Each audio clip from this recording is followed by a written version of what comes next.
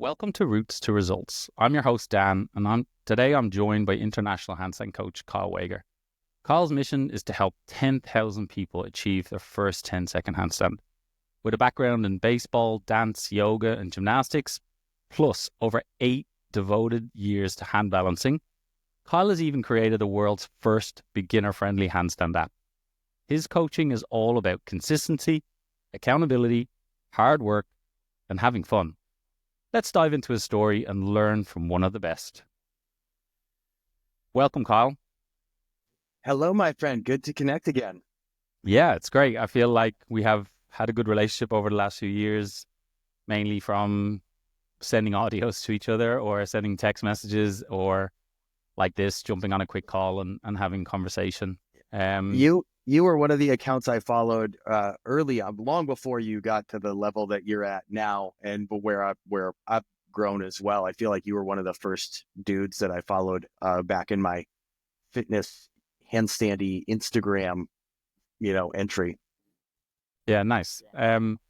I feel like we've been on a similar journey, and then we kind of hit into our niches, or niches, whichever country we're from, just in relation to, I guess, where our passion started to push us, right? And that's kind of lead me into wanting to have a chat with you, because we do have a very similar start, and then we still have very similar crossovers, which has been amazing because we've been able to bounce ideas off each other over the last few years, and we've also been able to help each other, which I'd like to go through today. And I think it's important, especially for new coaches coming into the space and just people listening to this, just around, the ecosystem that you can create, even with people who you deem as your competitors or you might think are your competitors, right? But let's start with, what led you to start handstands and what's kind of inspired your passion for movement? Yeah, I guess my love for movement started when I was a kid. I used to love dancing when I was like real little, like 5 years old. I'd put on the Michael Jackson Thriller album and dance around my living room. And I was born in the 1980s. As a kid, I wanted to dance, but in a really small town in the 80s, boys didn't really do dance. Boys were kind of funneled into football, baseball, or basketball. That was your choice of sport. So I played baseball growing up, and then all that time through adolescence and into college, I still loved dance. I would buy like dance DVDs and learn from them. This is on my own. And then after college, I started dancing a lot more. Got into some competitions. And then one of my buddies that I kind of used to teach dance classes with at the University of Wyoming, he was big into yoga, and I was like, I don't need yoga. I thought I was too strong. Like, I don't need it. I'm already an athlete.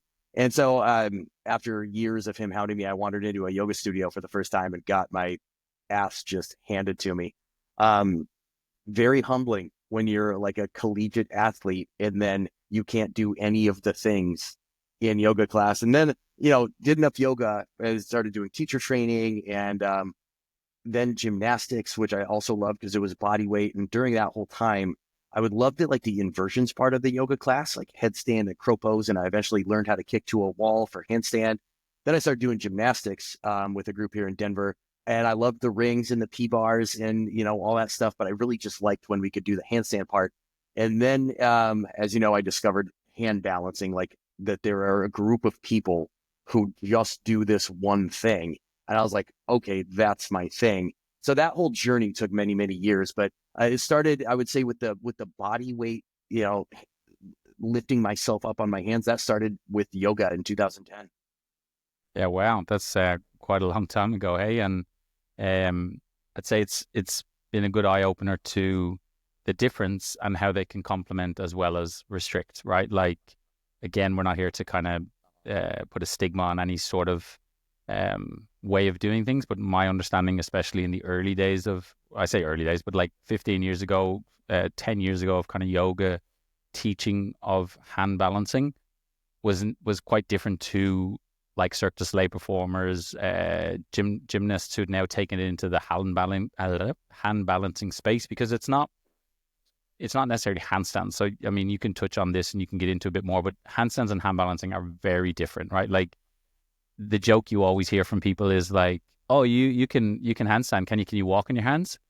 And a lot of people can't understand that it's actually easier to walk on your hands than it is to kick up, find balance straight off the bat and be still. Like, and still is a an interesting choice of word, because you're never fully like still, but you are trying to find stillness, right? And the more efficient hand balancers understand the more refined movements, which allows them to be more still, but we're never actually static, right?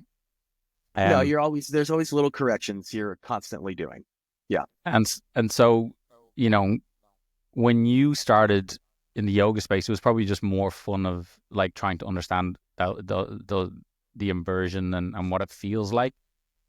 But I would say there was a certain point where you then started to realize like there's actually a process to this, and there's going to be things that I really need to focus on to make me more efficient. And in a way, that's the beauty of coaching, right? And that's the beauty of having somebody who can look at you as an individual and say, stop wasting your time just doing this. This is exactly what you need right now. And then we can get to that and that and that and that and that. And obviously that's how we progress, right? Yeah, I feel like in yoga, when I was doing like handstands, I thought all handstands are equal, right? Like if I can kick up to the wall and pull my foot off and hold for 10 seconds, I got it. I've mastered the pose. Um, I was the walking definition, Dan, of Dunning-Kruger. I had a very finite amount of information. And so I assumed that the little information I had was the entire universe of available information. And then when that bubble burst, which it inevitably does for all people who go from yoga to hand balancing, then I realized, oh, I actually know nothing. And that just because I can do a handstand, there's 500 12-year-olds in Ukraine right now that can handstand better than me by orders of magnitude, right? So it's all about expanding your horizons and being like, I was like the guy at my yoga studio, and I know a lot of people have this situation. If you can handstand, there's not very many people at your local studio who can do it, and so you kind of become like the guy. And it definitely had like a ego, you know, part to that equation of me feeling like I know a lot because I can do this one thing.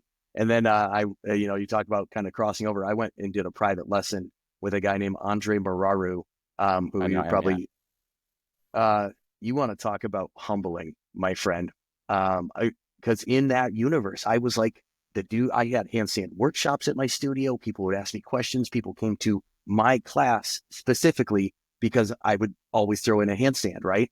And so I thought I was good. And I did first session with him, and it just completely like a light bulb moment of like, oh, wow, this rabbit hole is much deeper than what I thought.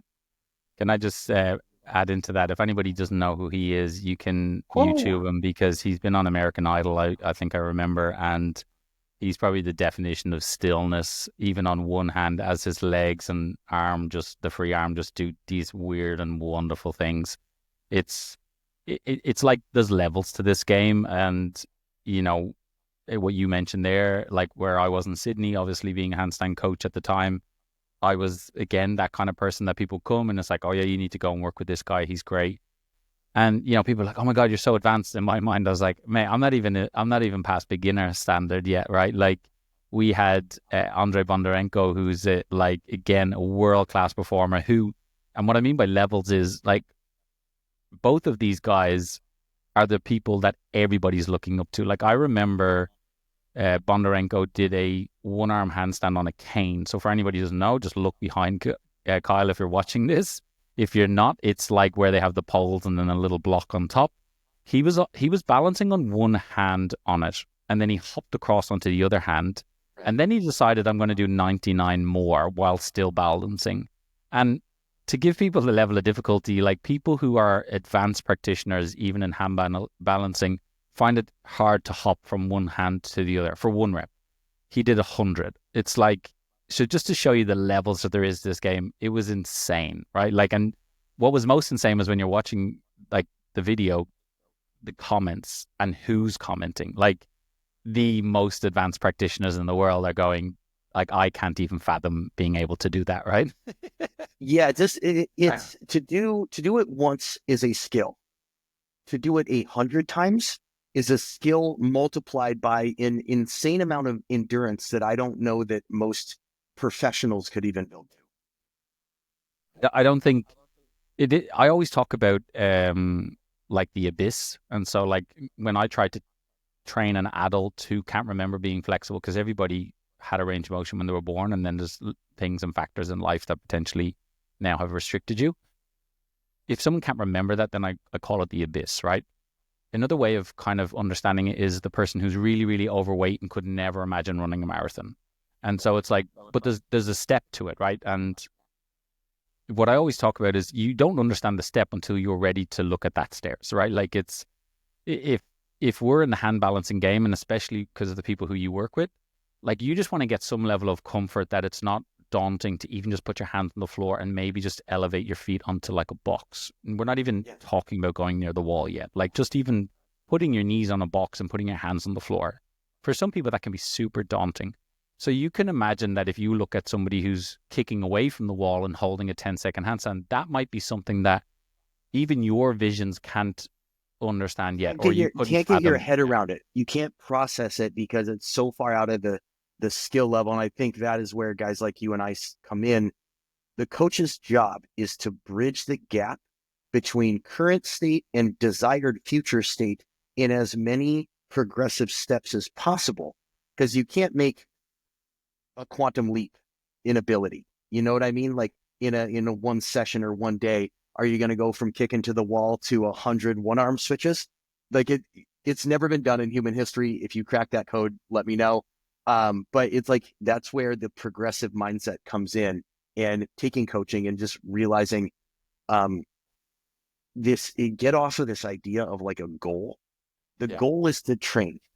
The goal is to stay consistent. The goal isn't handstand or to lose 20 pounds. The goal is to eat healthy and make it part of your lifestyle. If you want to have a good handstand, your goal isn't just to hit it once. Your goal is to be the kind of person who trains so frequently that a 20 or 30-second handstand is just kind of part of my normal routine.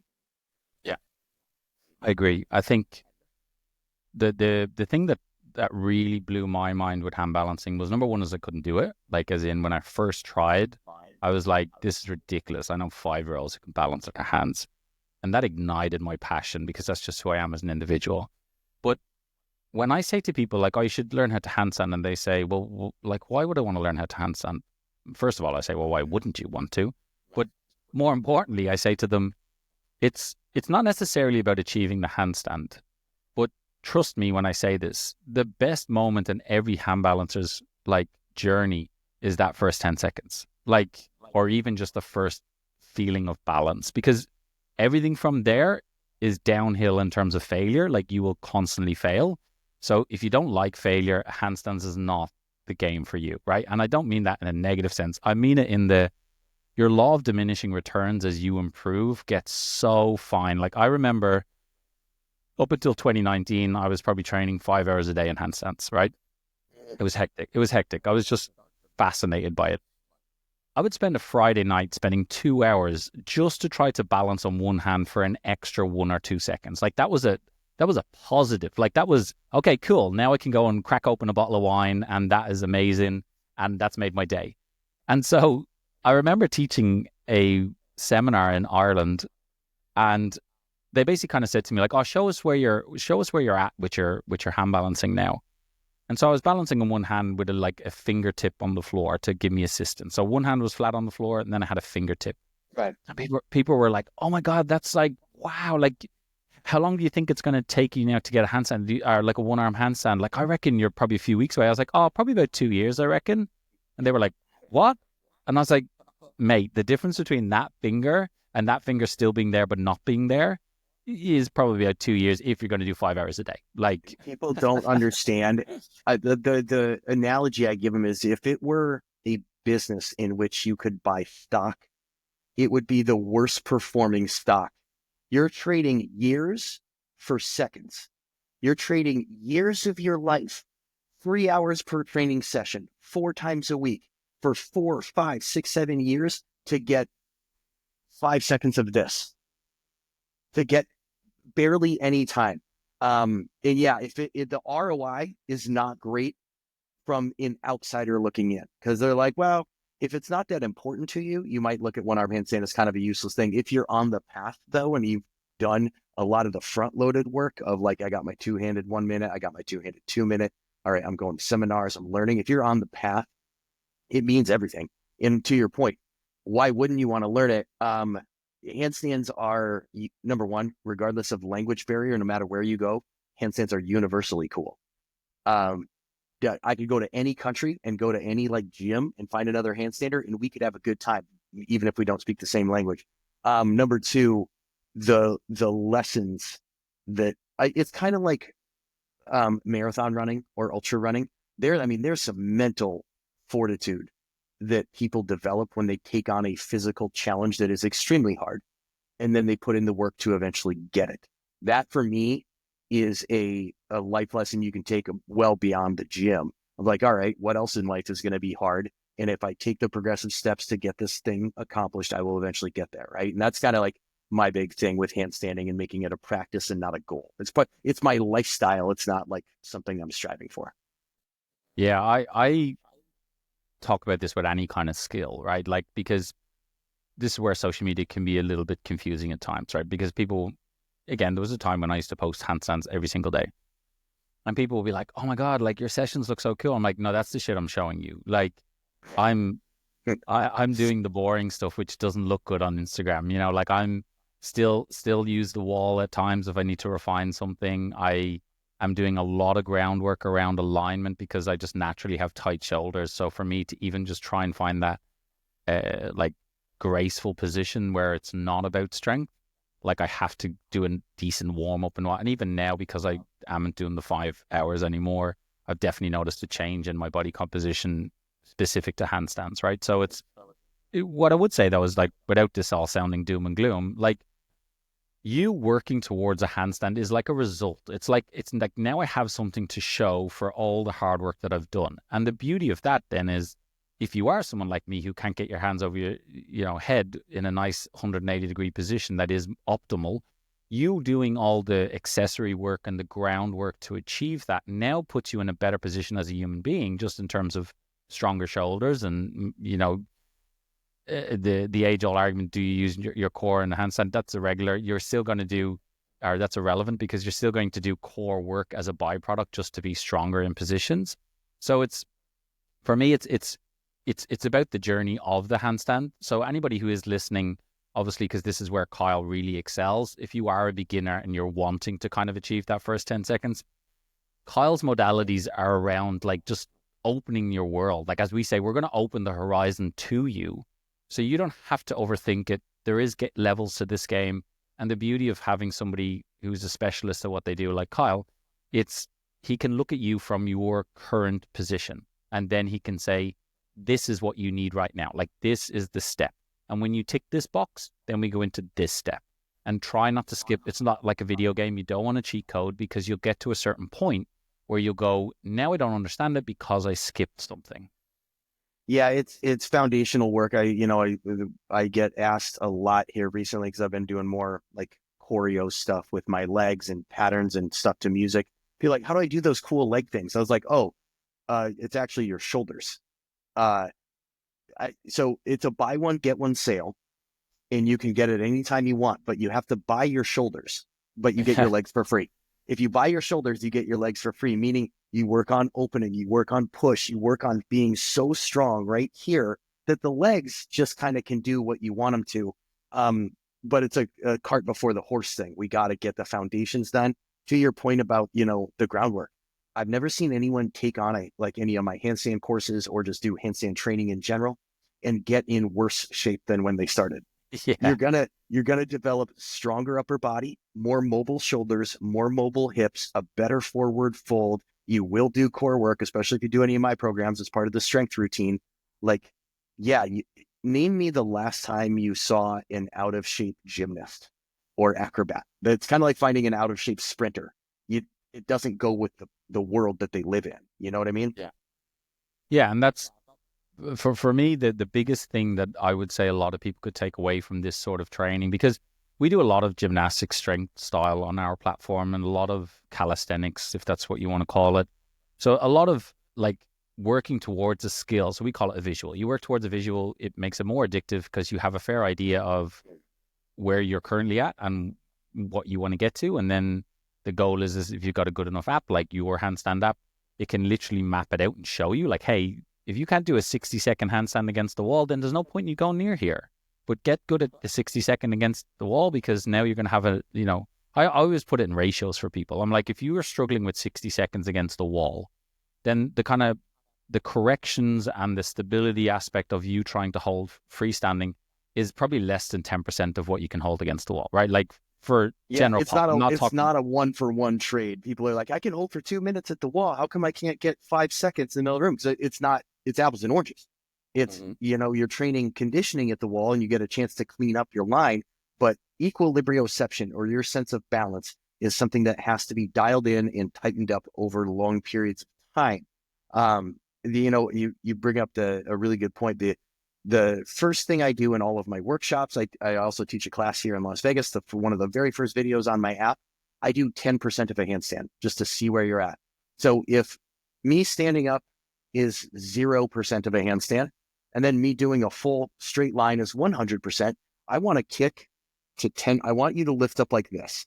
And I want you to see what 10% of that feels like when you put weight into your hands. So for anybody listening, sorry, just to interrupt. For anybody listening, if you put your hands on the floor, it's like you're nearly trying to just kick your butt over your wrists, but one of your legs is still kind of pushing back towards the floor. So it's nearly like a scissors like look to it. So you're not actually going all the way up, right? Like you're not kicking to handstand. I call it the transfer of weight from your feet to your wrists, right? You're trying to load the wrists, right?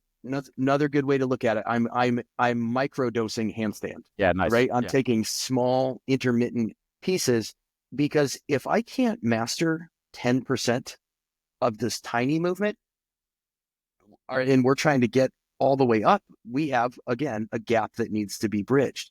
And it doesn't happen by wildly kicking your legs in the air and hoping for the best. The kick and play method.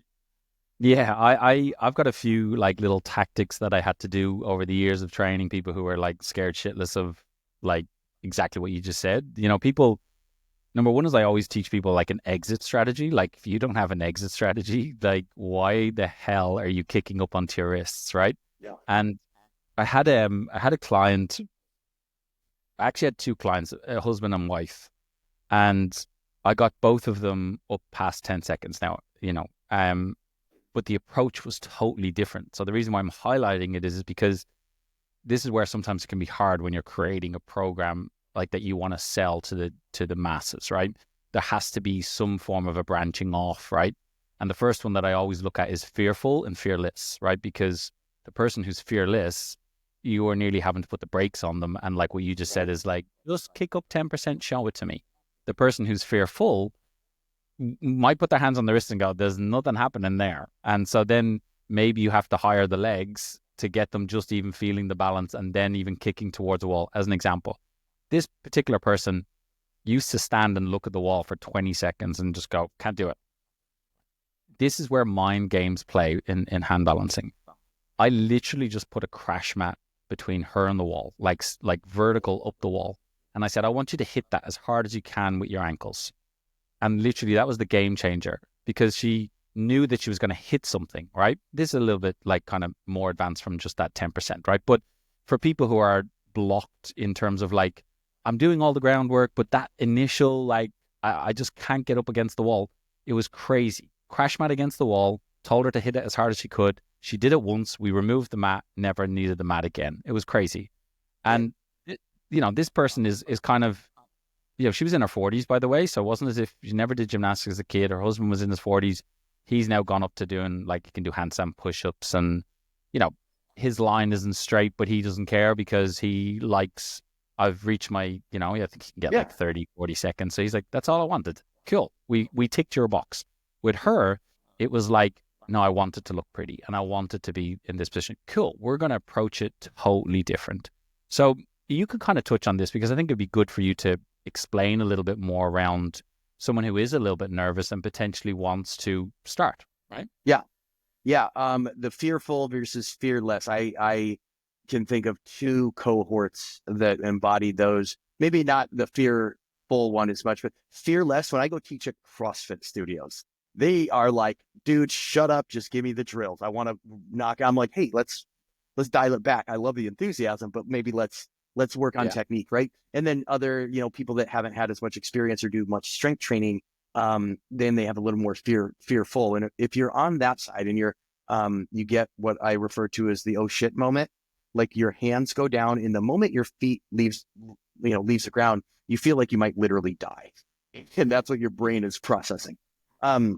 It's biological. You are born like a computer with two pieces of software already coming pre-installed. And these are two fears. These fears have kept us alive for a very long time. The fear of loud noises, right? If you heard a gunshot right now or a car backfire, you would tense up, right? Because like loud noises used to mean danger. That's why alarms and like fire alarms are loud. Fire trucks are loud to get you to pay attention. The fear of loud noises, and then of course the fear of falling. Human beings evolutionarily are great on the ground. We're really good. We're not so good in water. We're pretty bad underwater. We're even worse in the air. We don't do so good, right? And so that sensation of falling is just this innate thing. The example I give, and I think everyone can relate to this. Have you ever had what I call like the dream? Like, you know what I'm talking about? You're walking in the dream and then you step on the next thing, but the next thing isn't there. Okay. The nice thing about this innate fear that you have is, like, to Dan's example, you just need to be shown once or twice that it's an irrational fear. So it can be trained out of the body through just comfort and familiarity, right? So if you constantly underkick, if you're always under balance and you never get up, having a crash mat at the wall, having someone literally pull you into handstand so you can feel the position and have that kind of light bulb moment of, I'm not going to die, like this is okay, then it becomes fun. I like your method. The crash mat's always a go-to, right? Give them a soft landing, teach them how to cartwheel out or like quarter turn out or crawl into the wall, just not even the full, chest to wall tight handstand. Just crawl in 50%, get your feet above your hips, and then be on your hands and see how that feels. And that's a spectrum. And it comes with the more consistently you do it, the more confidence you build. And the more confidence you build, the fear diminishes. Confidence and fear have a hard time coexisting at the same time. You know what I mean? If I feel really good about kicking up in a handstand, there's not like a fear element that is present for me. Does that make sense? I completely resonate. And the thing that I would say to most people as well is like, don't be so hard on yourself. If I asked my daughter how many times she kicked up for a handstand in the day, she wouldn't be able to give you an answer. Like, she doesn't say I did 3 sets of 10, like what my program said. And so, some people are a little bit hard on themselves. And when I coach people specifically for handstands, I usually say to them, like, the breakthroughs are going to be in the time when you were down the beach with your family or you're in a park and you just said, I'm just going to kick up for some fun, because you're not so hard on yourself and you're probably not you're not overthinking it, and that's not to say like we still have to do the conditioning and we still have to do all these things because we want the prereqs and we want to give ourselves that better opportunity. But handstands doesn't work in a linear form. Like, it doesn't just go from A to Z. There's a few pit stops along the way. There's a few setbacks. It's like, as we said earlier on, like, you will fail, but that's okay, because I journal when I was training 5 hours a day. I would journal it, so that way at least I'd factor in I had a shit night's sleep. Maybe I wasn't eating right. There are factors that are going to come in. If you're drinking alcohol, as an example, that's already going to set you off the following day. But I guess what I'd like is, if you had like some advice for people starting, obviously they can join your app and that would be the most efficient way. But again, what would be the 3 things, I guess, that you could kind of highlight to somebody who's, let's give a scenario. They are, maybe they train, okay? They've already been doing a bit of training. It might be yoga, so practicing in yoga and comfortable in like a downward dog, comfortable going through asanas. Like, what would be the best kind of way, or at least what would be 3 things that they should focus on to add to their arsenal, right? Yeah, I'll give you like 3 from like just a meta standpoint of like how to organize your life and to make time for it. And then 3 kind of drills here. So number 1, handstand is its own unique beast in the world of physical fitness. If it were easy, everyone would have it after their first yoga class, but that never happens. Make time for it. Treat it as though it's separate. Have your days where you go to yoga, have your strength training, and then have your sessions that are handstand sessions, and make time for the actual training. I always encourage my students, like, Well, whether you use an old school paper written calendar or you use Gmail, Google Calendar, put it in the calendars. Get committed to making that time the way you would for any other fitness related activity. Step 2, after it's in the calendar, get a plan. Don't just go in and say, I'm going to kick up to the wall, I guess, an undetermined number of times, and I don't really know what drills to do. Have a plan. And step 3 would be, if you really want to like up level, get coaching of some kind. That can be me and my mobile app, my YouTube channel. There's a lot of really great coaches out there who spent their life teaching this one thing. Dan can attest to this.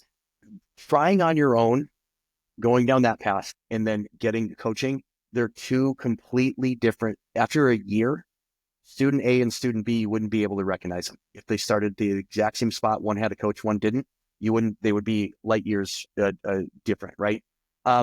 If you are looking for drills, I like the wall. I think people, bastardize the wall. They're like, oh, the wall, I don't want to be off the wall. Why? Like, the wall is a beautiful tool to give you information, okay? So do your wall drills. I got a million of them in the app. Use it to give you information. Don't just kick and flop up against the wall. See if you can have a different kind of relationship. Use it to give you data. For example, if I kick and I hear my foot pound against the wall, the data I got was that I kicked too hard, okay? So do your wall drills. Build up your endurance. Handstand is basically broken down into 2 kind of buckets of information. Conditioning and technique.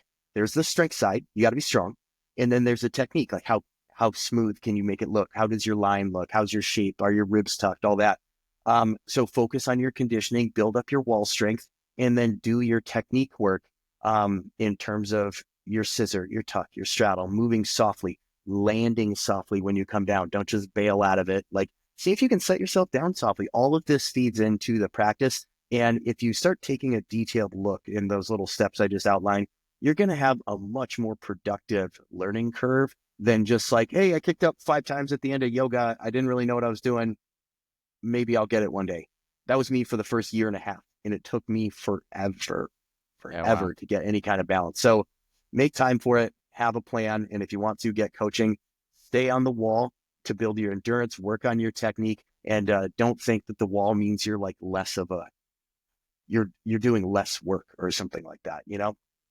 Yeah, I think the wall is great for refining. And just to pull back onto coaching, because my exposure to handstands was I came across a handstand class in Dublin in Ireland, and I basically went to it because just for fun.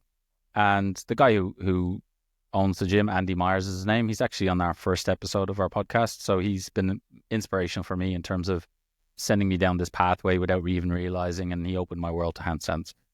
But from that day, because I was so engrossed in doing it, I went to every single handstand class I could go to. I used to cycle 16 kilometers just to go to this handstand class. And the benefit of that was I got my first 10 seconds after 6 weeks. But that was because I trained every single day. I did exactly what they asked me. I did all the wrist prep. I got on the wall. Like if you've ever seen my handstand journey, I was on that wall like every Friday night. My mom used to give out to me. I used to move furniture around in the sitting room, and I'd spend time up there. I smashed my knee off the radiator, hit the dog. Like, just like... Everyone's got like their embarrassing handstand story, right? I had a couple myself. Yeah. And the beauty was, is like, after a year, I got a 60-second freestanding. But it was because I just stuck to the process. I had a coach in that gym that I used to go to and get some personal training, like specifically for hand balancing, because I was like, I need to understand this. I was watching everything on YouTube, any little quirky little drill that I could do. It was like, whoa, this is just making it better. And like, even when I got to, like, I mean, that's where Handstand comes from, right? Like my social media handle, because I was so engrossed by it. Like, I was studying a computer science degree, and whenever I was trying to program, all I wanted to do was go and do a handstand at the wall. Like, that's how crazy it was. And I ended up leaving my computer degree in the second year because I was like, I can't see myself sitting at a computer. Ironically, now I'm sitting at a computer. But that made me travel to Australia, and because I wanted to get better, and I realized that I needed to leave Ireland to get better at what I wanted. And so I went to Australia. Then I started to I had an opportunity to get to Australia again. I used to live there and I wanted to come back. But what I realized was there was like specific style of gyms that were teaching this. And I was like, I need that in my life. Like I'm Dude, I so, literally just moved to Las Vegas 6 months ago for this same purpose, right? Like I feel you. Like if it becomes so important, you'll move your life around it. Like yeah, it becomes the focal point, and you figure out how to make it your passion, right? Also, quick side note: I had a tech job where I was in sales, but for a technology company when I was doing yoga and first getting my handstand, and I would go in the back room at my tech job, and I would handstand in the break room. And eventually that ran its course, and I went off to just become a full-time yoga teacher and stuff. But I feel you, dude. Like we have a yeah. very similar And that's what set I of mentioned at the stories. start. Yeah, we have a very similar start to this. And I actually want to push into something where it's a bit of gratitude from me to you. Hmm. When my Instagram went pretty crazy back in 2022, I think you had grown like quite a large following by that Yeah. point.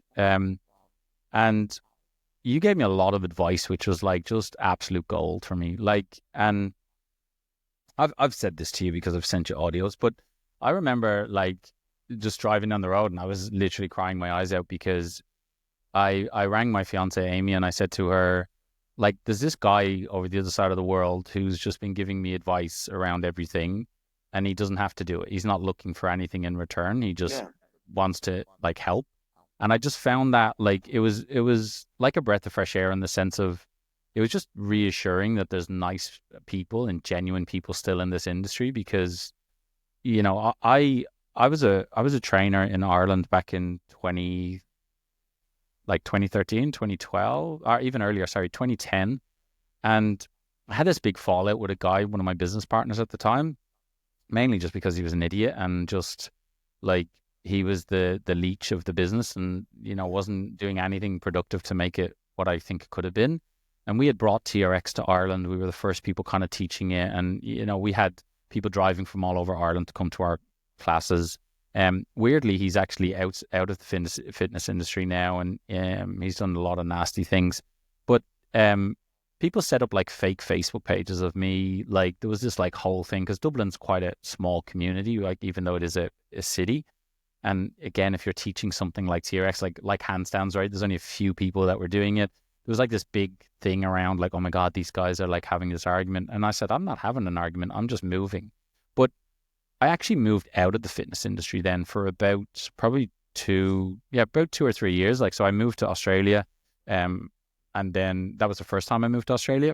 I was there for a year and a half. Then I went to America and I was playing football in America for about 4 months, got injured and had to go back to Ireland, then started studying computer science. So all that time I had stepped away from the fitness industry, mainly because I was so hurt that like there was these like people there that were just mean. Like I don't know how else to say it. They were just, they got enjoyment out of creating this thing, creating unnecessary drama. And it made me realize like I'm genuinely in this to help other people. And me being in this is actually affecting my own health. So it was easier for me to step away.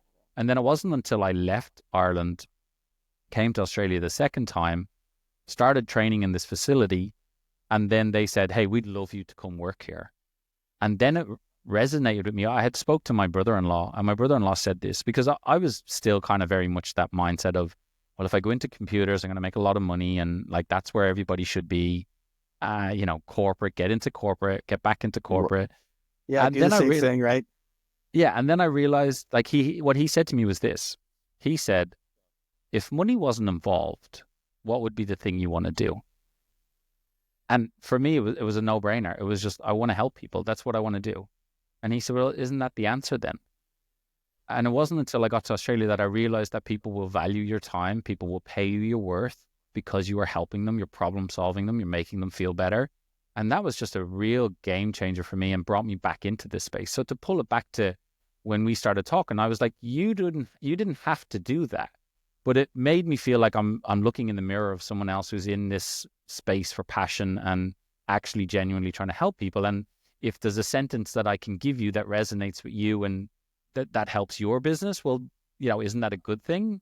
And that was like, yeah, again, I guess I'm trying to say thank you in a Uh, way that, man, I don't know what to say, man. I'm getting a little emotional over here. I didn't know it meant that much to you. You just made my day. when I reached out to you, because I remember, like I said, I've been following you since Handstand was just like a guy doing handstands on Instagram, Yeah. right? You were just this dude. I was like, oh, he seems like he's kind of my age. He's also into handstands. He's a coach. And your account had, I don't know, 4,000, 5,000 people following you. And then I remember logging in one day and one of your things came up and it was like 100,000. I was like, dang, Dan really blew up. And then within like a couple of weeks, brother, it was 400,000 or Yeah, it something. was pretty It hectic. was, it was insane. I don't know what the exact timeline was, but yeah. So I reached out to say, like, dude, congratulations, because you post regularly. Um, I think one of the reasons I was drawn to your content is kind of like the no bullshit policy that you Yeah. have. Like, you're not the super bubbly influencer that always says the nice thing. You're like, hey, here's the things you're doing wrong. Here's how to make them better. And that's it. And I was kind of, you've always been drawn to you. So I wanted to reach out and just kind of say congratulations. And then when you would ask for like, hey man, I got some questions about like digital marketing and funnels and all this, dude, for me, that wasn't like oh, should I charge Dan for my time? Like, I love talking about this stuff. I, obviously I set up a million funnels. I shot a million ideas over to you. But I think this is just something, maybe if I get like bigger in the space, it'll become a business for me. But for now, I just enjoy doing it. I ran into dude, Las Vegas is so cool. Remember I said I used to dance? There was a guy I looked up to for 10, 15 years, followed him on YouTube. I ran into this guy at my gym a mile from my house. He walked right by me and I was like, hey, stop for a second. Sorry, don't mean to be weird. Are you Poppin' John? And he's like, yeah, what's up, man? I was like, dude, I know you through my buddy Tim. I've been following you. We start, yucking it up. And I was like, what are you working on these days? He's like, oh, I'm trying to like get some Facebook ads going in a funnel. I was like, bro, you just hit the jackpot. Like, cause I'm a huge fan and I want to help. And so he used to come over to this very room and we would sit down and do sessions. And so I guess it's nice to know that it meant a lot to you, because for me, that's a very natural thing to do. I see someone that has a big potential and they love what they do. I was like, dude, I started from nothing. I recorded my first course on an iPhone and I put it together on like some shitty $20 tripod, and I ended up building a business out of it. So for me, that level of help comes, I guess, kind of naturally. But thank you for sharing that it was like a deep, like for you, that meant a lot, because that makes me feel really good. Sorry, Yeah. soapbox moment. No, like again, I guess I'm trying to like show my appreciation at that level, because again, that's who I am as an individual, right? Like I have two businesses. One is Handstand, the other is Systemations, which is basically like what you said. We build funnels, we build everything for Mhm. people. And what it made me realize is like there's so many people who need help in the fitness space, and even in like I give a lot, like I talk to a lot of other fitness professionals in my DMs, and I will help them. I will give them advice around how to film. I give them tactics that I use. I check like what are you actually using in terms of like filming? Do you need help hiring? Like these are all things that people don't take for granted, are like don't understand, because there's a lot of people who again don't have the experience that we've had of being in the tech space, where this all comes natural to me. It's like I'm like a little kid creating puzzles, and it's like a game, right? So in your scenario, it was just this gratification of like, wow, like there's actually other people in this space that just genuinely want to help. And I still remember Yeah. I was driving down the road coming back for lunch, and I think you had sent me an audio around something, and it gave me a lot of answers to things that I was really confused about. And then I literally just broke down in the car, like driving home, and it was pretty surreal, but it was beautiful. Like, so thank you. Yeah. I'll share something with you. I think that kind of fed into that. It's a story from, I'll be real quick. I had a yoga student in California, a domestic abuse survivor, just got out of a very bad relationship. And there was this other, I won't name names, but a yoga influencer out there who had said, hey, I'm also a domestic abuse survivor. Your post is really brave. Let me know if you ever want to talk about it. And so this yoga student of mine reached out to this like influencer with hundreds of thousands of followers and said, yeah, I'd love to schedule a call, and hear another woman's story. And by the way, my mom is a domestic abuse survivor. My dad went to prison for it, unfortunately. Um, but so I think I knew that. Yeah. So yeah, yeah, thank you for sharing. it strikes a chord with me for sure. And my yoga student came into class the week later, and I was like, hey, did you ever talk to so-and-so.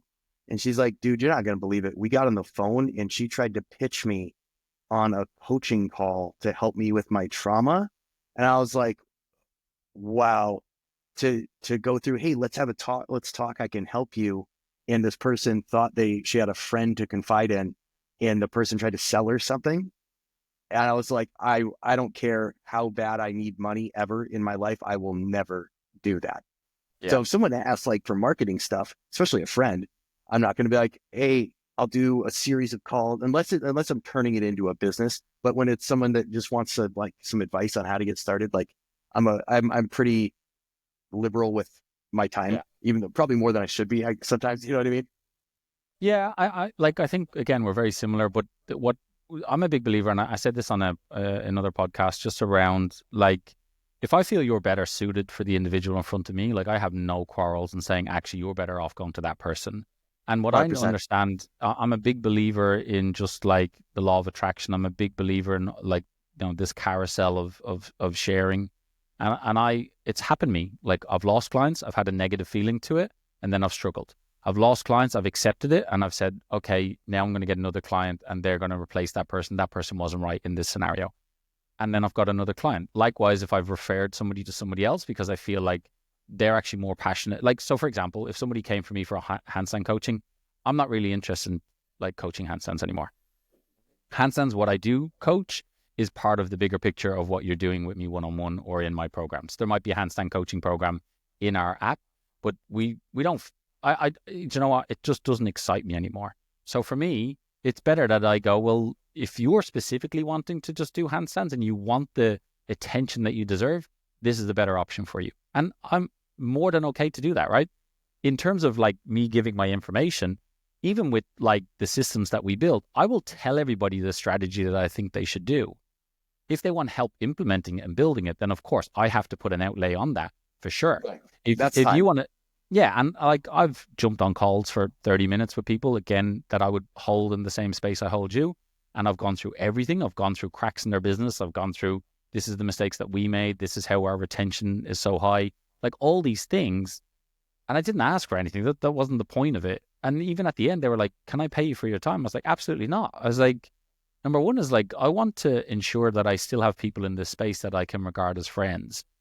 I get the shits when I get a message on. I don't even use Facebook anymore as much anymore because, like, if I showed you the amount of friend requests I have, it's like in my message request, it's like, "Hey Kyle, so great to connect." Oh No, it's my not. God. Like, and so I have no time for this. So when you sent me the first audios, like obviously I was apprehensive because I'm like, is this going to be like what you said about your friend? Is this person Is it going a to try and get pitch? me on a call? And yeah, Is it a exactly. pitch? Because Yeah. like seriously, like I had, I still have people write to me going, "Hey, you're probably so busy. Like, do you need someone to program your workouts?" And I'm like, in a nice way possible, I have no idea who you are. Like, if I want to Yeah. get coaching, I know exactly who I want to coach me. So in the Right. nicest way possible, don't cold outreach me because it's a straight shutdown. And don't, the other thing is like there's, I see them, in my Instagram inbox. You nailed it. It's, hey, Dan, love your content. And they're If not I following you.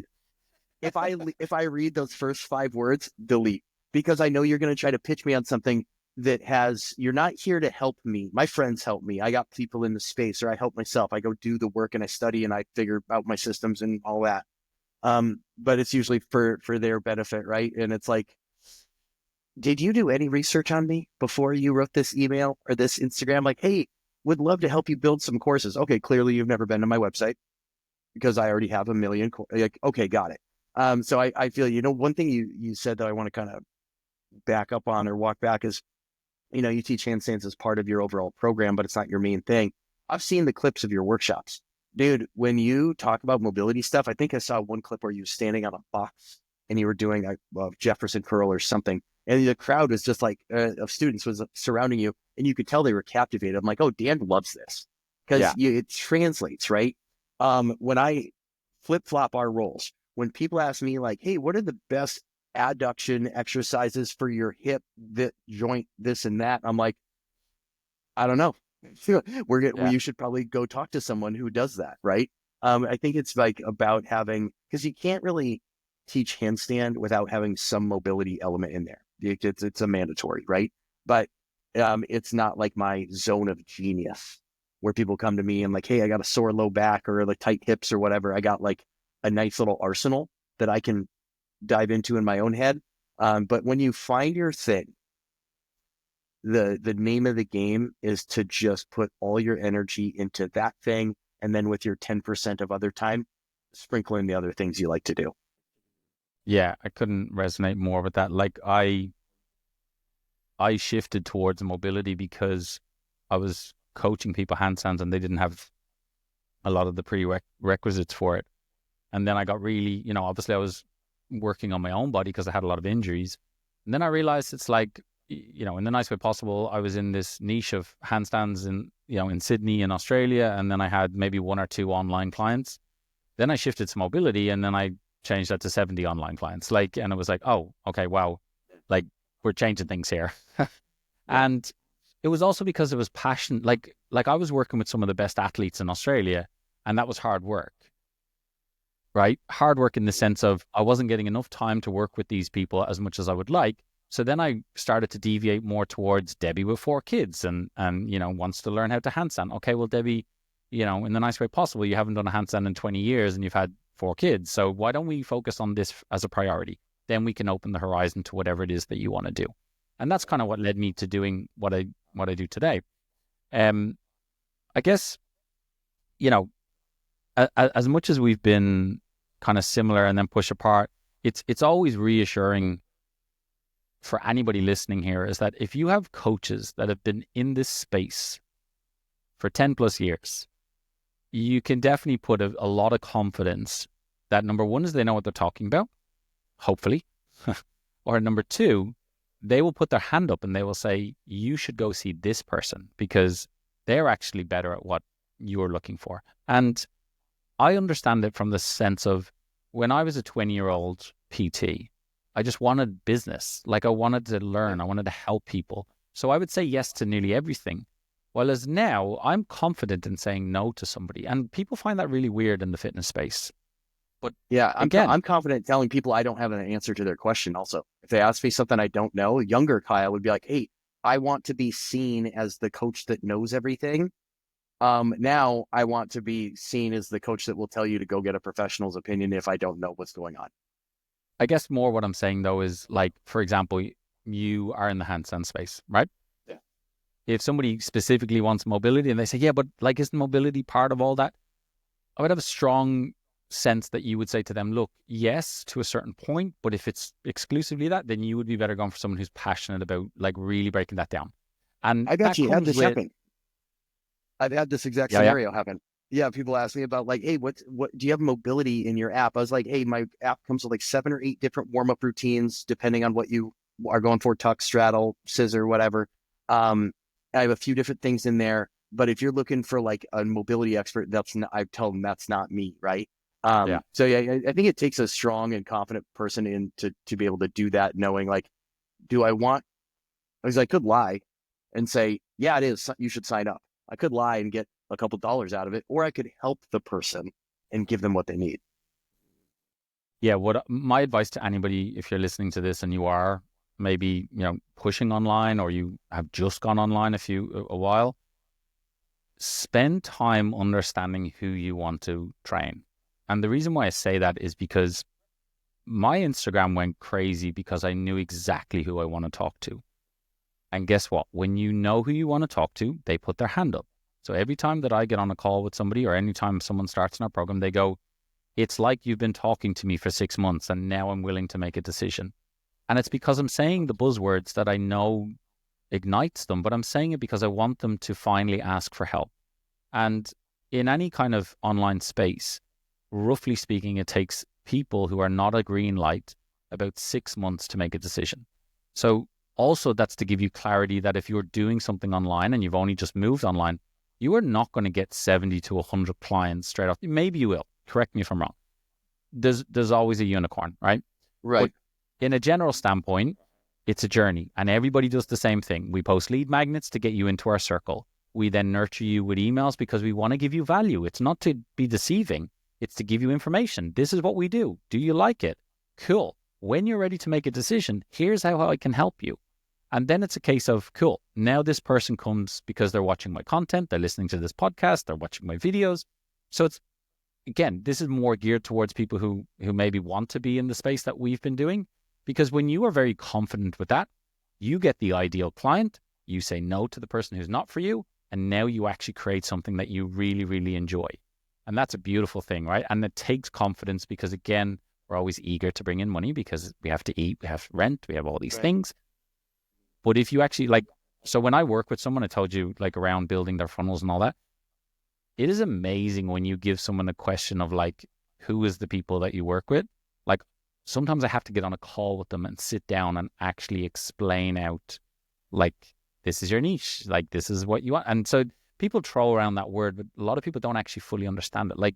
Are you talking to a 40-year-old? Are you talking to a male or a female? What is their pain points? Do they want to learn how to handstand? What is their handstand? If you can really understand, this is the ideal person for me, it just makes. And what are their goals too? If I know what they want, then I know how to. Then I can if my average customer, my ICP, my ideal customer profile, is a woman in her 40s who's been doing yoga for at least 3 years, very familiar with handstand, at the wall, seen it a million times, but is at the wall, can get a couple seconds of balance, but just hasn't bridged the gap to freestanding handstand. And her goal is that 10-second hold in the middle of a yoga class, right? You're going through your flow, you kick up, you stick it, then you go through the rest of your flow. That is who I know the vast majority of people that consume my content have that same story. So for me to be like, hey, I can get you into one-arm handstand, I'm skipping several universes ahead, right? It doesn't resonate. So yeah, that would, if anyone watching that wants to get on the business side, don't make it about the money. If you make it about the money, you're always going to be a slave to the money. That is an unfortunate reality. If you make it about what Dan said, doing something you love that also helps people, the rest just kind of has a way of figuring itself out. You know what I mean? Versus I got to get a client today. If I'm not going to eat dinner tonight, it's a different feeling. It's an abundance feeling versus a scarcity or lack feeling. I think people feel that, right? I'm a big lover of energy, and I feel that when you're confident in your content and you're not desperate, people can smell that.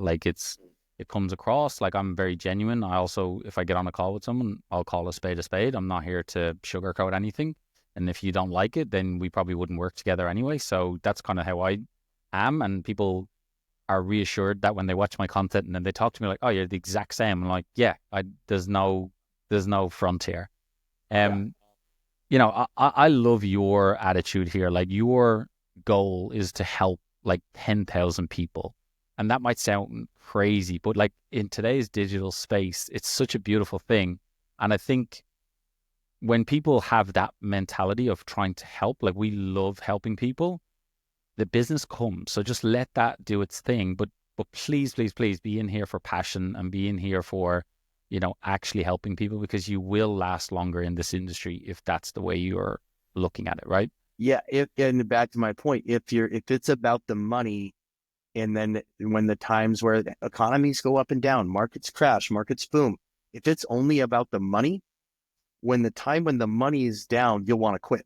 And a lot of people do, because they're like, oh, I was just doing it for them. You'll go get a different job, because that's all it is a job versus growing a business or a community. I get notifications on Instagram daily of people, so-and-so posted to you or tagged you in a story. And I'll go to the story and they're like, oh, got my first straddle with Kyle Weiger. I'm like, let's go. Nice. That's currency for me. Now I can't pay my rent with that, or my mortgage here, but it's more of emotional currency that I get to see. They did my program, they did my app or my courses or whatever, and they got to a goal that they were working on. And now what that buys them is a whole brand new bucket of motivation. Whenever you get to a new thing, you're more motivated to do more of it. You know what I mean? And so when I see that for me is a big deal. And it's, like I said, the Instagram posts don't necessarily pay the bills, but those people that post that kind of stuff are regular users of my app. They're regular students. They're committed. And so how do you run a business that's not profit, profit, profit, Scrooge McDuck, count my gold coins in a pool. You know what I mean? And, but also I'm able to live a life that is comfortable for me and pays my bill and puts food on the table for me and my wife, and run a reputable, ethical business without like overselling things. You know, I see a lot of that out there, as I'm sure you do. A lot of programs getting sold that may or may not help. And I just feel like we're in an age of everyone being so overloaded with advertisements and free this and funnels and email sequences that eventually it's going to come down to coaching. It's going to come down to who offers the best service, because everyone's going to be desensitized to marketing tactics. You know what I mean? Mhm. Yeah, community is going to be really rich this year. Um, what I'd like to just, I'd like to ask questions just around, people who are listening. Obviously, I can put this in the description, but what's the easiest way to work with you? Like if somebody is exactly what you just said there, looking to get better at the handstands or even looking to start, how? Yeah. Okay, so I'm super easy to find. If you want to find me on socials, I don't have, my name's not Dan or any other cool thing I could transform into Hands Kyle. Like it doesn't work. So my name on Instagram is just Kyle Weiger, Weiger. I have a number of different ways you can work with me. Number one, the mobile app, it comes with a 2-week free trial. The monthly cost is less than like a single drop-in yoga class. There's a couple hundred videos on there of drills, full-length workouts. And speaking of community, my app members get 2 monthly Zoom calls that we do. We log on Zoom together. It's awesome. I lead a class and I upload those to the app also.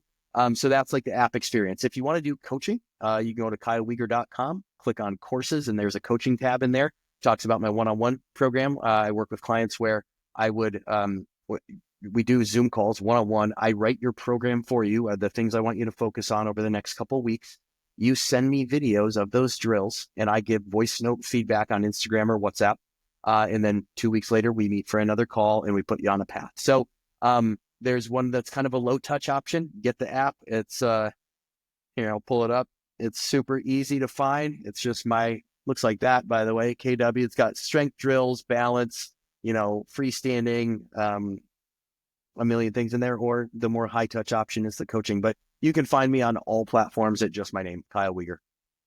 Nice. And I'll put the stuff in the description as well, because this will be going out over different platforms. So for anybody who is interested in handstands, yeah, we'll put that in there. I'll finish it off with saying thank you. Thanks for everything. Thanks for your input. Thanks for your chats. And we'll probably have to do this again sometime. We'll see how the feedback is. And is there anything you want to say before we jump off? Nothing, I guess, other than, my gratitude back to you thank you for including me, in your move into the podcast realm. I love these kind of conversations because it's not the 60-second Instagram reel. It's not a TikTok. It's like, two experienced coaches, which you and I are, sitting around talking about the ethos around our business. And I love doing this stuff. So thank you for giving me the opportunity. And let's do it again in a year's time and see where we're at there. Awesome. Well, thanks, Kyle. All right, Dan.